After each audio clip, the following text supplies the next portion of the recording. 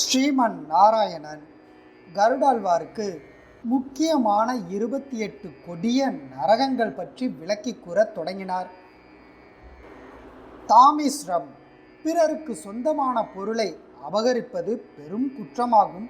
பிறர் மனைவியை விரும்புவதும் அபகரிப்பதும் பாவச் செயலாகும். அதேபோல் பிறரது குழந்தையை அபகரிப்பது மகா பாவமாகும்.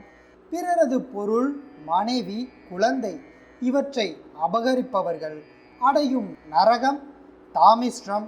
இந்த நரகத்தில் ஜீவனை யமகிங்கரர்கள் முள்ளாலான கட்டைகளாலும் கதைகளாலும் அடிப்பார்கள்.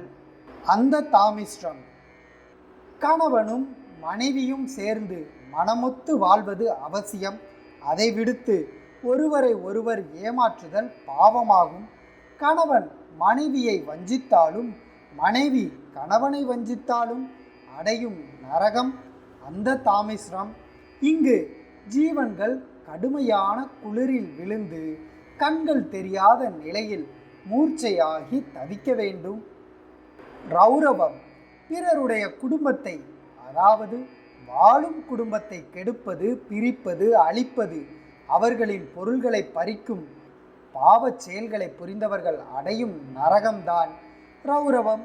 இங்கு ஜீவன்களை யமகிங்கரர்கள் சூலத்தால் குத்தி கொடுமையாக துன்புறுத்துவார்கள். மகா ரௌரவம், மிகவும் கொடூரமாக பிறரை வதைத்தவர்கள், பொருளுக்காக குடும்பங்களை நாசம் செய்தவர்கள் அடையும் நரகம் மகா ரௌரவம். இந்த நரகத்தில் குரு என்னும் கொடூரமான மான் இனத்தை சேர்ந்த மிருகம் பாவ ஜீவன்களை சூழ்ந்து முட்டி மோதி இரத்த களரியாய் துன்புறுத்தும்.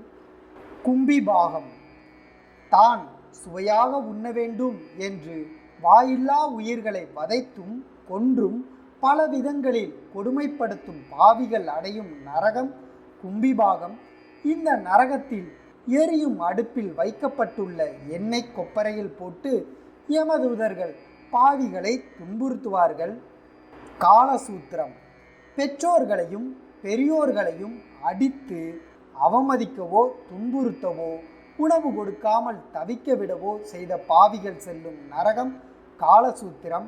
இந்த நரகத்தில் பாவிகளும் தாங்கள் செய்த பாவத்தின் முறையில் வதைக்கப்பட்டு உணவில்லாமல் தவிப்பார்கள். அசிபத்திரம், தெய்வங்களை நிந்தனை செய்தவர்களும் சாஸ்திரங்கள் கூறும் அற நெறிகளை கைவிட்டு தீய நெறிகளை பின்பற்றியவர்கள் அடையும் நரகம் அசிபத்திரம்.